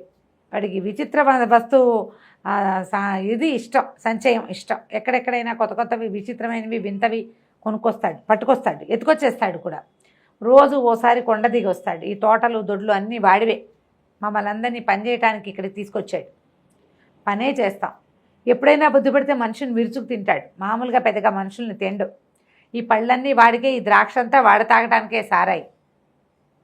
ద్రాక్షరసం చేసుకుంటాడు, చేయిస్తాడు. అవన్నీ చేయటానికి మనుషుల్ని ఎన్ని చోట్ల నుంచో తెచ్చాడు. అక్కడి నుంచి విచిత్రమైన నగరం ఒకటి నిర్మించుకున్నాడు సింహగిరి కొండ మీద. దాంట్లో పనిచేయడానికి శిల్పుల్ని వాళ్ళని ఎక్కడెక్కడి నుంచో పట్టుకొచ్చాడు, వడ్రంగుల్ని. మేమంతా చచ్చినట్టు ప్రాణాలు అరచేతిలో పెట్టుకుని బతుకుతాం, ఇక్కడ పనిచేస్తాం. రాక్షసుడు తినగా మిగిలిందే మాకు తిండి, వాడు తాగ్గా మిగిలినవే మాకు తాగుడు. పని చేయవలసిందే. మా ఊళ్ళలో నుంచే బలశాలందరినీ పట్టుకెళ్ళి అక్కడ పని చేయించుకుంటాడు. అందరినీ అదుపులో పెడతాడు. వాళ్ళకి బాగా తిండి తిప్పలు ఇస్తాడు. దాంతో వాళ్ళే రాజాధిరాజులు అనుకుని మమ్మల్ని మనుషులుగా కూడా పరిగణించరు అనేసరికి మేము వాడిని చూడాలనుకుంటున్నామన్నారు. ఆయన మళ్ళీ ఆశ్చర్యపోయారు. వద్దు వద్దు, అసలు చంపేస్తాడు, కొత్త వాళ్ళని రానివ్వడు, వాడే సెలెక్ట్ చేసి తెచ్చుకుంటాడు. పైగా వాడికి తన వంశంలో ఆఖరి వాడిని అయిపోతున్నానన్న భావన. అందుకని ఇటీవల కాలంలో గొప్ప పని చేశాడు. 4 ఏళ్ల క్రితం కాశ్మీర రాజకన్యకని తీసుకొచ్చాడు పెళ్లి చేసుకుని సంతానాన్ని పొందటానికి. ఆ పిల్లేమో ఒప్పుకోదు. దాంతో 4 ఏళ్ల నుంచి ఆ అమ్మాయిని ఒప్పించడం కోసం ఆలోచిస్తున్నాడు. అనగానే వీళ్ళిద్దరూ ఆలోచించేసుకున్నారు. ఓ పని చేయొచ్చని, మేము మనస్తత్వ శాస్త్రజ్ఞులం అని చెప్పారు. ఇప్పుడు నీకు ఇంకోళ్ళకి మనసు లేదనుకో, మీ ఇద్దరికి భావాలు కలుపుతాం మేము ఇలాంటివి చెప్పారు. చెప్పేసరికి వాళ్ళు అన్నారు, నువ్వు అసలు సింహగిరిలోకి తను రానివ్వడు మిమ్మల్ని అని వీళ్ళని గట్టిగా చెప్పినా వినలేదు. సరే మా దారి మేము చూసుకుంటాం. ఆ సింహగిరి ఏమిటది, ఎట్లా నున్నగా అద్దంలా ఉంటాయి గోడలు. ఆ కొండ ఎక్కలేరు ఎవరు. దానికి ఒకే ఒక్క మార్గం ఉంది, మెట్ల మార్గం. ఆ మెట్ల మార్గానికి అతను కట్టుకున్నవి ఆ మెట్లు. దానికి అద్దంలా చేయించాడు. బల్లి కూడా ఆ కొండ మీదకి పాకలేదు. అంతా అద్దం వల్లే ఉంటుంది. ఎవడైనా దాని మీదకి ఎక్కబోయినా తెలిసిపోతుంది వాళ్ళకి. ఆ మెట్ల మార్గానికి ఎంత కాపలా ఉందో. దానికి ఒక గుహా మార్గం లాగా ఉంటుంది. దాంట్లో అతను ఒప్పుకున్న వాళ్ళే వెళ్ళాలి కానీ కొత్త వాళ్ళు వెళ్ళడానికి వీల్లేదు. లోపలన్నీ విచిత్రమైన వస్తువులు ఉంటాయి అనేసరికి సరే రేపు ఉదయం ప్రయత్నం చేస్తాం, వాడిని ఒప్పించే లోపలికి వెళ్ళేందుకు చూద్దాం అనుకున్నారు. అసలు విషయం తెలిసింది కదా, ఇతను కాశ్మీర్ రాజకన్యకని తెచ్చుకున్నాడు. అక్కడి నుంచి ఈ ముసలి తాతని మమ్మల్ని మీ ఇంట్లో ఉంచుకో, ఈ ఒక్క రాత్రి మాకు ఆతిథ్యం ఇవ్వు, చాలా దూరం నుంచి ప్రయాణం చేసి వస్తాం అంటే భయపడ్డాడు. కానీ ముసలాయన్ని ఒప్పించారు. ₹1 బిళ్ళిచ్చి, బంగారు కాయనం ఇచ్చి, నాణ్యం వాళ్ళ దగ్గర కాయిన్స్ తెచ్చుకున్నారుగా. అక్కడి నుంచి ఆ లోపల ఊళ్ళోకి వెళ్తే ఆ ముసలావిడ ఒప్పుకోలే. బాబోయ్ వీళ్ళని ఉంచుకున్నామని తెలిస్తే మన్నే చంపేస్తాడయ్యా, ఆశపడద్దని గట్టిగా అన్నది. కానీ సరే మెల్లిగా ఈ కుర్రాళ్ళు వీళ్ళ రాజపురుషుల్లాగా కనపడుతున్న వీళ్ళ సౌందర్యము, ఇద్దరు అందమైన వాళ్ళు, కుర్రాళ్ళు, చిన్నతనం బాగా. సరే ఏదో ఆ ముచ్చటకి అట్ట పెట్టుకున్నారు. మా ఇంట్లో ఉన్నామని మాత్రం చెప్పొద్దన్నారు. చెప్పొద్దని చక్కగా రాత్రి తినబెట్టారు, భోజనం, పడుకున్నారు. తెల్లవారు లేచి స్నానం పానం చేసుకున్నాక చేరుకో గుర్రమో తమ గుర్రాలని నడిపించుకుంటూ వెళ్ళి ఏ కొండ మెట్ల మార్గం దగ్గర అయితే వెళ్ళొచ్చని వీళ్ళు చెప్పారో ఈ తోటలు దొడ్లు అన్నీ దాటుకుని అక్కడికి వెళ్ళారు.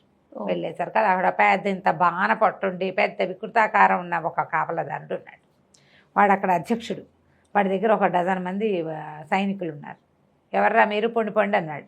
కాదు, మేము సింహకేతువుని చూడడానికి వచ్చాం, మేము మనస్తత్వ శాస్త్రజ్ఞులు. అంటే అలాంటిది ఒకటి ఉందా అన్నాడు. ఉంది, అలాంటిది మీరు రాజుగారు అంటే సింహకేతువు ఒక రాజకన్యకని తెచ్చాడని, ఆమె అతనితో వివాహానికి ఒప్పుకోవట్లేదని తెలిసే వచ్చాం.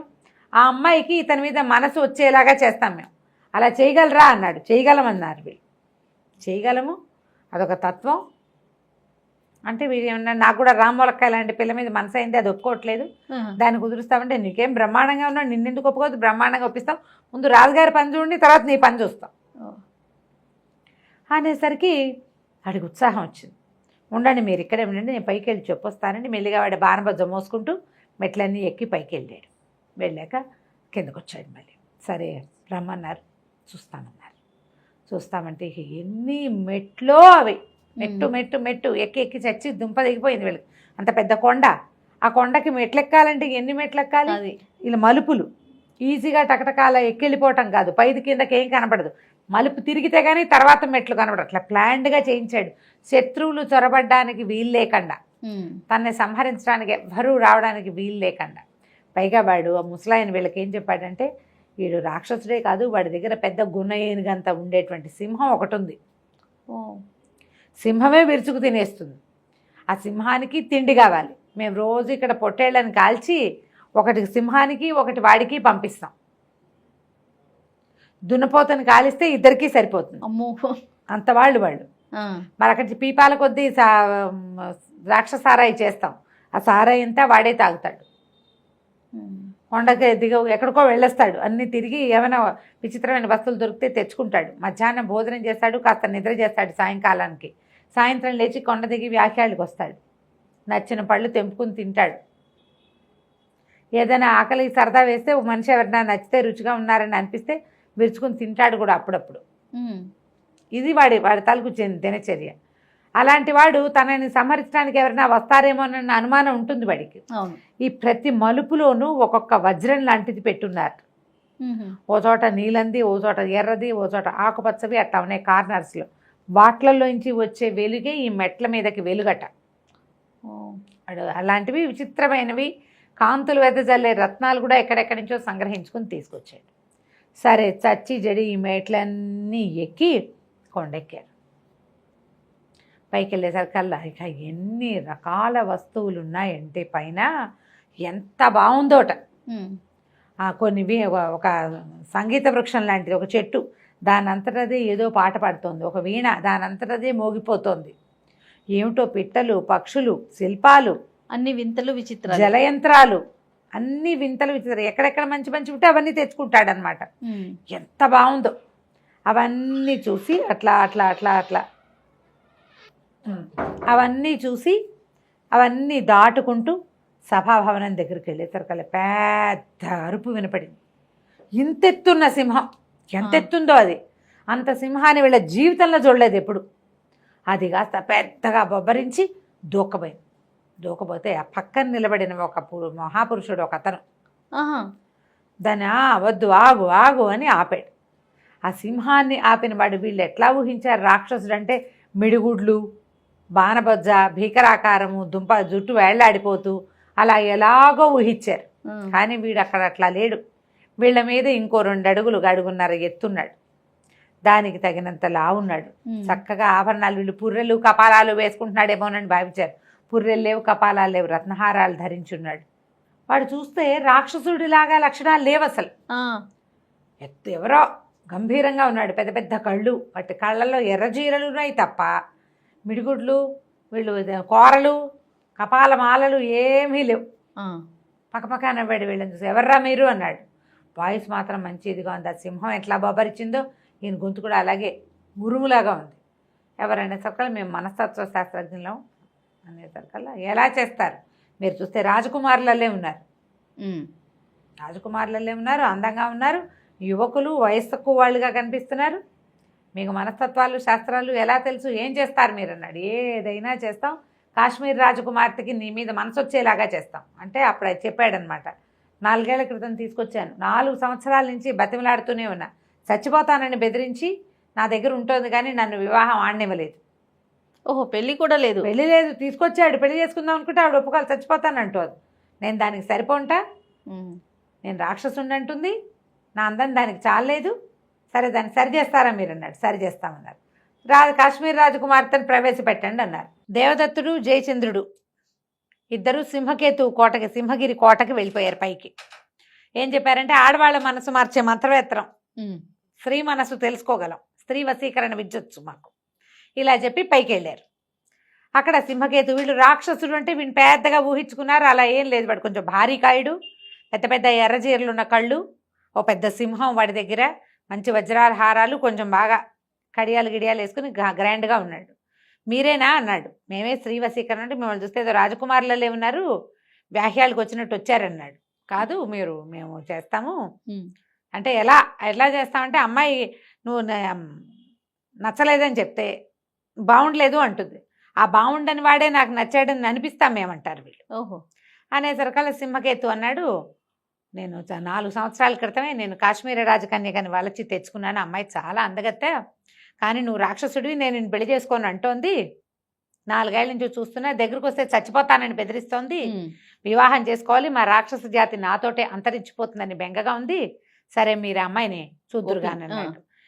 ఆ మందిరం అంతా ఎన్నెన్ని విచిత్రమైన వస్తువులు ఉన్నాయో, దానంతటా అది పాడే వాయించే వీణ, పాడే చెట్లు, సెలయేర్లు, ఎన్ని రకాలో, అసలు అంత గ్రాండ్గా ఉందన్నమాట.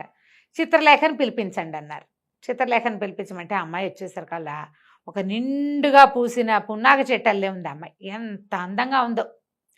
ఈ రాజకుమారుడు దేవదత్తుడు ఆ అమ్మాయి ఒకళ్ళనొకళ్ళు చూసుకుంటూ, అప్పటిదాకా దేవదత్తుడికి అమ్మాయిలు వెంటపడ్డము అలాంటి లక్షణం లేదు. జయచంద్రుడు చెప్తాడు, ఆ అమ్మాయి కేసు నీకేసి చూస్తుంది, అమ్మాయి నీకేసి చూస్తుంది అంటే ఇతనికి నచ్చేది కాదు. కానీ ఈ పిల్లని చూడగానే ఆ అమ్మాయి ప్రేమలో పడిపోయాడు అతను. వాళ్ళిద్దరు ఒకళ్ళనొకళ్ళు చూసుకుంటూ నుంచున్నారు. ఎంత బాగున్నాడో వీడు మన్మధుడేమో అని అనిపిస్తోంది. ఈ మన్మధుడు చూసుకునే దర్పణమేమో ఈ అమ్మాయి, అంత మొహం చెక్కిళ్ళు మెరిసిపోతున్నాయి అనుకుంటున్నాడు అబ్బాయి. ఇద్దరు ఒకళ్ళ ప్రేమలో ఒకళ్ళు మునిగిపోయారు. మొహాలు చూసుకుంటారు. జయచంద్రుడి కేసు చూడలేదు అమ్మాయి, ఈ దేవదత్తుడి కేసే చూస్తుంది. ఇంతలో ఆ సింహకేతు పెద్దగా గర్జించాడు. ఏంటి ఆ తన్మయత్వం, ఇద్దరు ఒకళ్ళకేసి ఒకళ్ళు చూసుకుంటున్నారు అనేసరికల్లా మొహాలు పక్కకు పెట్టుకున్నారు. ఒక్క నిమిషం అయిన తర్వాత ఈ దేవదత్తుడు అన్నాడు, నేను ఈ అమ్మాయిని ప్రేమిస్తున్నాను అని ప్రకటించాడు. అనగానే ఈ పిల్ల ఏమో అప్పటిదాకా బాగానే నుంచుంది, పికమొహం వేసుకుని వచ్చి లోపల నుంచి వచ్చిందా, రాక్షసుని చూడగానే మొహం మటమట్లాడిచ్చింది. వీళ్ళెవరో కొత్త వాళ్ళని అనుమానంగా పెట్టింది మొహం. ఆ తర్వాత ఇతను చూడగానే ప్రేమగా చూడడం మొదలుపెట్టింది. ఇప్పుడు అవును నేను కూడా ఈయన ప్రేమిస్తాను, పెళ్ళింటి చేసుకుంటూ ఈయనే చేసుకుంటానని అంత పెద్ద గట్టిగా చెప్పేసరికి జయచంద్రుడు నిర్ఘాతపోయాడు. ఏం జరుగుతోంది ఇక్కడ? అంతే సింహకేతు పెద్దగా అరిచాడు, అవురవురా, నా ప్రేయసిని నేను పెళ్లి చేసుకుందాం అనుకున్న అమ్మాయిని నువ్వు ప్రేమించడం ఏమిటి, నీ సంగతి చెప్తానని ఒక్క దూకాడు ఈ దేవదత్తుడి మీదకి. దేవదత్తుడి దగ్గర ఒక బ్రహ్మాండమైన కత్తి ఉంది, కాలకీల విక్రమార్కుడి కత్తి. ఆ కత్తి ఎవరినైనా యుద్ధం చేయబోతుంది అనగానే అది వేడెక్కిపోవడం మొదలు పెడుతుంది. దాని రకం అనమాట, రక్తం తగిలేసరికి మెరిసిపోతూ ఉంటుంది. అక్కడి నుంచి ఆ కత్తి తీసి మీదకి పడ్డాడు. ఇద్దరు కలిసి చెడామడా యుద్ధం చేశారు. ఇతను ఏం చేశాడంటే ఆ కాలకీలతో చేయి నరికేశాడు సింహకేతువు. ఈ లోపల సింహం ఒక దూకబోయింది దేవదత్తుడి మీదకి. జయచంద్రుడు సింహాన్ని అడ్డుకున్నాడు. ఇద్దరు ఉన్నారు కదా, అక్కడి నుంచి ఇద్దరు ఫైటింగ్ బాహుబాహవి. అతని సింహంతో ఇతను రాక్షసుడితోటి యుద్ధం చేయటం మొదలుపెట్టారు. ఎప్పుడైతే ఈ సింహకేతువు చేయి తెగిపోయిందో ఇతను రెండో చేయి కూడా తెగ్గొట్టడానికి ప్రయత్నం చేస్తూ గట్టిగా కేకలు పెట్టాడు. చిత్రలేఖ, నువ్వు ఇక్కడ నుంచోవద్దు, పరిగెత్తుకుంటూ పైకెళ్ళు, ఉద్యానవనంలో పంచవన్నెల రామచిలక పంజరంలో ఉంటుంది, బంగారు పంజరం, ఎక్కడుందో పట్టుకురా, మాట్లాడే చిలకని పట్టుకురమంటే ఆ పిల్ల పరిగెత్తింది. అమ్మాయి వెళ్ళిపోయింది. వీళ్ళు చెడామడా యుద్ధం చేస్తున్నారు. ఈ సింహము అతని మీదకు దూకుతుంటే వాడు తప్పించుకుంటున్నాడు అనమాట. సింహాన్ని చంపగలిగేంత జయచంద్రుడికి లేదు. పైగా అవి రాక్షసులు అంటే మామూలు మానవులు చేయగలిగే యుద్ధం కాదు. ఇతని దగ్గరైనా దేవదత్తుడి దగ్గర ఆ కత్తి ఉంది కదా, ఆ కత్తి స్పెషల్ కత్తి అవ్వటం వల్ల అది పనిచేస్తుంది అనమాట. ఇతని కాళ్ళు చేతులు నరికేశాడు. అతను పెద్ద గద తీసుకొచ్చి విసరబోయాడు. రెండో చేయి కూడా నరకబడింది. కాళ్లతోటి పట్టేసుకున్నాడు. వాడు 7.5 అడుగులు ఉన్నాడు, వీళ్ళంతా ఇద్దరు 6 అడుగుల వాళ్ళే. కాళ్ళతో పట్టుకుంటే ఆ కత్తి పెట్టి కాళ్ళు కూడా నరికేశాడు. ఇంకా రక్తం తగిలిన కొద్దీ రాక్షస రక్తం, అది అసలు ఎట్లా అంటే పడగ విప్పిన పాములుగా ఆడిపోతుందట కత్తి. బాగా రాస్తారు కత్తి గురించి. అది మెరిసిపోతుంది, దాంట్లోంచి మంటలు వస్తున్నట్టుగా ఉన్నాయన్నమాట. సరే, ఇది 4 కాళ్ళు చేతులు నరికేసి పడిపోగానే ఇతను వెళ్ళి ఆ సింహాన్ని ఎదుర్కొంటున్న జయచంద్రుడి పక్కన నిలబడ్డాడు. ఆల్రెడీ కాళ్ళు చేతులు నరకడం వచ్చేసింది, ప్రాక్టీస్ అయిందిగా. సింహం కాళ్ళు కూడా నరికేశాడు. చివరికి సింహాన్ని సంహరించాడు. పెద్ద మోత. ఎప్పుడైతే ఈ రాక్షసులు పడిపోతున్నాడో ఈ దాసదాసి జనం ఎంతమందో ఉన్నారు కదా దగ్గర, అందరూ పరిగెత్తారు. తను పడిపోతుంటే సహాయానికి కేకలు పెట్టాడు వాళ్ళని రమ్మని. వాళ్ళు ఎందుకు వస్తారు, వాళ్ళంతా మనుషులు కదా, బలవంతంగా ఇక్కడ పనిచేస్తున్నారు. భయంతో కిందకి పరిగెత్తుకెళ్ళి ఊళ్ళోకి వెళ్ళిపోయారు వాళ్ళంతా. ఆ కొండ మించి దిగేసి యుద్ధం జరుగుతోంది. వచ్చిన రాజకుమారులు ఎవరో ఇద్దరు వచ్చారు కదా, వాళ్ళు యుద్ధం చేస్తున్నారు. మనస్తత్వ శాస్త్ర నిపుణులు అని చెప్పారు, సైకాలజిస్టులు అని చెప్పారు, కానీ ఫైటింగ్ జరుగుతోంది. అక్కడి నుంచి ఏమైంది, ఇలా పరిగెత్తుకుంటూ వెళ్ళిన ఆ అమ్మాయి ఆ పంజరం పుచ్చుకుని తీసుకొచ్చింది. అదొక పెద్ద చిలక. అది ఎట్లా ఉందంటే ఇంద్రధనుసులోంచి ఒక ముక్కని విరిచి చిలకని చేసినట్టుగా ఉంది. రంగురంగుల తోక దానికి. అక్కడి నుంచి జయము జయము దేవదత్తునికి అన్నది. అనగానే ఆశ్చర్యపోయారు. చిలక అంత స్పష్టంగా మాట్లాడడం తెలీదు. అయితే ఎప్పుడైతే వీడు పడిపోయాడో, పడిపోగానే రాక్షస జాతి అంతరించింది చిత్రలేఖ అని అరిచాడు. కాదు, అంతరించలేదని చెప్పింది చిలక. ఇతను చిత్రలేఖకి చెప్తున్నాడు, అయిపోయింది వీడితో ఆఖరి రాక్షసుడు. వీడేమిటి చిత్రలేఖను ఎందుకు తెచ్చుకున్నాడు, పెళ్లి చేసుకుని ఇంకో పిల్లాడి కంటే రాక్షస జాతి ముందుకెళ్తుందని. ఇక సంతానం లేదు, చచ్చిపోయాడు కదా. కేకలు పెట్టేసరికల్లా కాదు, మానవులలో అంతర్భాగంగా ఉంటారు రాక్షసులు. ఇప్పటిదాకా రాక్షసులు వేరు మనుషులు వేరు అనుంది. వీడు పోయాడు, వీడి గుణాలు ఆల్రెడీ మనుషుల్లోకి ఎక్కిపోయినాయి. మానవుల్లో దానవ గుణాలు ఉండవు, ఉంటాయి రాక్షస గుణాలు. అలా కలిసిపోయి ఎవడు మనిషో ఎవడు రాక్షసుడో తెలుసుకోలేకుండా అయిపోతుంది అన్నది. అనగానే తన చిలక దగ్గరికి పరిగెత్తుకొచ్చాడు.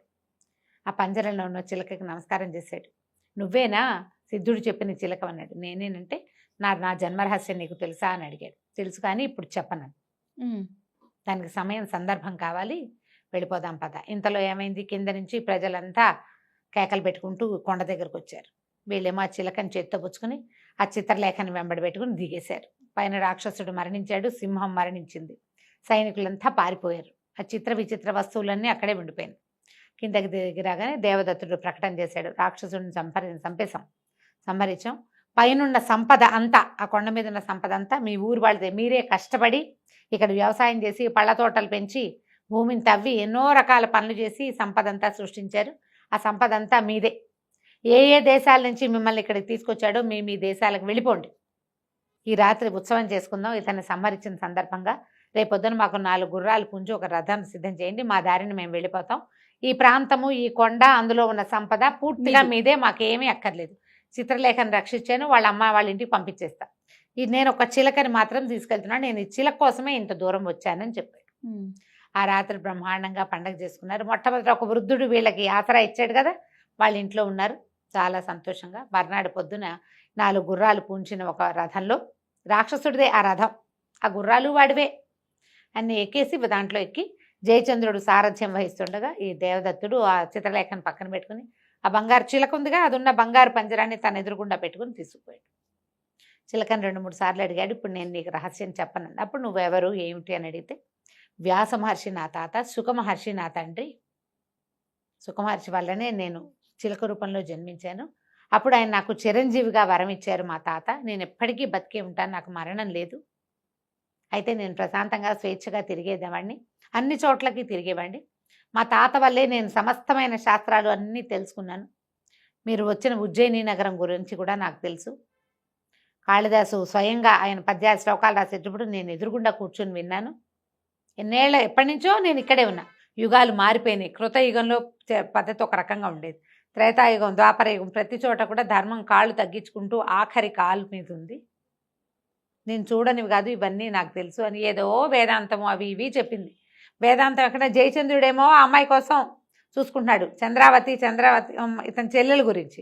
వీడేమో పక్కనే కూర్చున్న సౌందర్యవతి మీద దృష్టి ఉంది ఈ దేవదత్తుడికి. ఏం వింటల, వాళ్ళ గోళ్ళ వాళ్ళు ఉన్నారు. అయితే ఈ చిలక రకరకాల మంచి మంచి కథలు చెప్తూ ఇంటికి తీసుకెళ్ళండి, మీకు అక్కడ రహస్యం చెప్తాను. సరే, తెల్లవారి 2-3 రోజులు గడిచేసరికల్లా, అంటే ఇప్పుడు అంతకుముందు వాళ్ళు ప్రయాణం చేసినప్పుడు నెలలు గడిచినాయి. ఇప్పుడు కొంచెం తక్కువ సమయం పట్టింది, కానీ మొత్తానికి వెళ్ళారు. మధ్యలో మేఖలావతిలో వీళ్ళు ఆగారు కదా, వీళ్ళిద్దరు కలుసుకున్న ప్లేస్. అక్కడికి వెళ్ళి తాము ఏ సత్రంలో మొదట బస చేశాడో అక్కడికే వెళ్ళాడు. అప్పుడు చూసిన అమ్మాయి ఇప్పుడు లేదు, ఆ పిల్ల పెళ్ళైపోయింది. సరే, అక్కడ 2 రోజులు ఆగారు. ఇట్లా ఆగుతూ ఆగుతూ మొత్తానికి కొన్ని రోజులకి ఉజ్జయిని నగరానికి చేరారు. అయితే ఏం చెప్పిందట చిలక, ఈ అమ్మాయికి చిత్రలేఖ అదిగో నీ అత్తవారిల్లు, అంటే సరే వీళ్ళు అత్తవారు ఎవరు అని అడిగాడు అనమాట అబ్బాయి. అక్కడికి వెళ్ళాకే చెప్తానంది. ఎలా అడిగినా చిలక మాత్రం నిజం చెప్పలే. సరే వీళ్ళు తిరిగి వచ్చారని అదని తెలుసుకున్నారు. ప్రజలంతా ఆశ్చర్యపోయారు. రాజుగారు కూడా పెద్ద సభ తీరిస్తే ఆ సభలోకి ఈ చిలక ఏం చెప్పిందంటే మీ చెల్లెలు కూడా తీసుకురా, అమ్మాయి కూడా కావాలని చెప్తే సరే అన్నా చెల్లెలు జయచంద్రుడు చిత్రలేఖని వెంట పెట్టుకుని ఆ చిలకున్న పంజరాన్ని తీసుకుని వెళ్ళి రాజుగారి సభలో నిలబడి ఇట్లా ఒకరోజు రాత్రి తనకి ఉజ్జయిని మహాకాళ మందిరంలో సిద్ధుడు కనపడటము. ఆయనేమో ఇట్లా ఒక నా జీవిత రహస్యం చెప్తానన్నాడు. మేము తోటమాలి పిల్లలం కాదని చెప్పాడు, కానీ నిజం చెప్పలేదు. అది సిద్ధుడిదే ఈ చిలక ద్వారా తెలుస్తుందని నిజం చెప్పాడు. అతను చెప్పడం వల్లే నేను ఈ విక్రమార్కుడి కత్తిని తీసుకొచ్చాను. కత్తి చూపించాడు. ఆ కత్తి అట్లాగా రంగులు మారిపోతూ అట్లా మెరిసిపోతున్న కత్తిని చూసేసరికి ఉజ్జయినిలో చెప్పుకుంటారు కథలుగా విక్రమార్కుడి కత్తి గురించి. అది మహాకాళ దేవాలయంలోనే ఉందనే సంగతి రహస్యం. అవును, బహుశా రాజవంశాల్లో తెలిసి ఉంటుంది. ఈ అబ్బాయి రాజవంశీకుడు కాబట్టి వీడు తీయగలిగాడు అనమాట దాన్ని. సరే ఇదంతా చెప్పి నేను ఇట్లా వెళ్ళాను, ఈ చిలకని తీసుకొచ్చాను, ఆ చిలక ఈ రహస్యం చెప్తానందంటే అప్పుడు చిలక ఏం చెప్పిందంటే నాకు ఒక్క షరతు, రహస్యం తెలిసాక నన్ను స్వేచ్ఛగా పోనివ్వాలి. నేను స్వేచ్ఛాజీవిని, నా పుటక నుంచి నేను హాయిగా తిరుగుతూనే ఉన్నా. సిద్ధుడి చేతికి చిక్కాను నేను, సిద్ధుడి దగ్గర నుంచి సింహకేతు చేతిలో చిక్కి అప్పటి నుంచి నేను పంజరంలోనే ఉన్నాను. నా స్వేచ్ఛా జీవితాన్ని నాకు ఇస్తానంటే మీ రహస్యం మీకు చెప్తానని.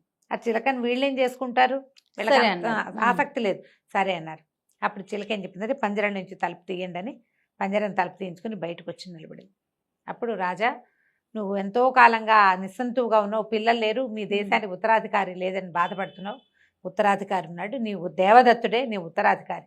ఈ పిల్ల చంద్రావతే నీ కూతురు, వీళ్ళిద్దరూ నీ సంతానమే అంటే ప్రజలంతా ఆశ్చర్యపోయారు. ఆశ్చర్యంగానే ఉంటుంది కదా. అయితే రణవర్మ ఉన్నాడు కదా, జయచంద్రుడు తండ్రి మంత్రి, ఆయన అన్నాడు నువ్వు చెప్పేదానికి ఏమిటి ఇది, సాక్ష్యం ఏంటి, ఏ బేసిస్ మీద ఇది చెప్తోందో కావాలి కదా. అప్పుడు రాజు కూడా అడిగాడు ఏ సాక్ష్యం ఉంది, ఏమిటి సాక్ష్యం ఉందంటే కావాలంటే నీకు మీ అంతఃపురంలో ఉన్న నీ పెద్ద రాణులు ఇద్దరిని పిలువు, వాళ్లే నీ మూడో రాణికి పుట్టిన సంతానాన్ని తీసుకెళ్లి అందులో పడేశారు, గంగలో క్షిప్రా నదిలో వేశారు. గంగా నది కాదు, క్షిప్రా. ఆ క్షిప్రా నదిలో కొట్టుకొచ్చిన పిల్లల్ని సుజనమిత్రుడు పెంచాడు, తోటమాలీల మీద ఉన్న అధికారి. కానీ అతనికి పిల్లలు ఎవరి పిల్లలో తెలియదు. క్షిప్రలో కొట్టుకొచ్చింది భగవత్ ప్రసాదంగా తీసుకుని దేవుడిచ్చాడని దేవదత్తుడని పేరు పెట్టాడు. కావాలంటే నీ పెద్ద రాణుల్ని పిలువు, ఎంతో కాలంగా ఈ పని చేసినందుకు బాధపడుతూ మానసికంగా ఎంతో హింసను అనుభవిస్తున్నారు, వాళ్ళకి సంతానము కలిగింది లేదు, నీ రాజ్యానికి ఉత్తరాధికారిని లేకుండా చేశామన్న దిగులతోటి వాళ్ళకి అనారోగ్యాలు పాలైపోయారు, పిలవమన్నాడు. వాళ్ళిద్దరూ వచ్చారు, ఏడుస్తూ నిజం ఒప్పుకున్నారు. ఓహో చిలకంది ఎవరైనా ఇలా నమ్ముతారా రాజా, ముందు వెనక ఆలోచించకుండా కుక్క పిల్లలు పుట్టడం ఏమిటి మనిషికి అన్న చిన్న ఆలోచన లేకుండా వెర్రివాడివయ్యి నువ్వు పిల్లల్ని పోగొట్టుకున్నావు. నీలాంటి వెర్రివాడికి ఇంత ప్రతాపశాలి అయిన కుమారుడు, అంత బుద్ధిమంతురాలైన కూతురు పుట్టడమే ఆశ్చర్యము. వీళ్ళ జాతక రీత్యా ఇట్లా కుటుంబం నుంచి సెపరేట్గా ఉండాలనే కర్మానుభవాన్ని మోసుకొచ్చారు కాబట్టి ఇట్లా జరిగిందని చెప్పాడు. అక్కడి నుంచి వాళ్ళిద్దరు పెదరాణులు ఇద్దరు ఏడుస్తున్నారు. వాళ్ళిద్దరికేమో దేశ బహిష్కారం విధించారు. 18 ఏళ్ల నుంచి జైల్లో మగ్గుతోంది ఆవిడ, పాతాళ గృహంలో బంధించేశారు. ఒక పిల్లలు పుట్టాయని ఆవిడని పైకి తీసుకొచ్చారు. ఆవిడ ఇద్దరు పిల్లల్ని చూసి మొత్తాన్ని స్వస్థత పొందింది.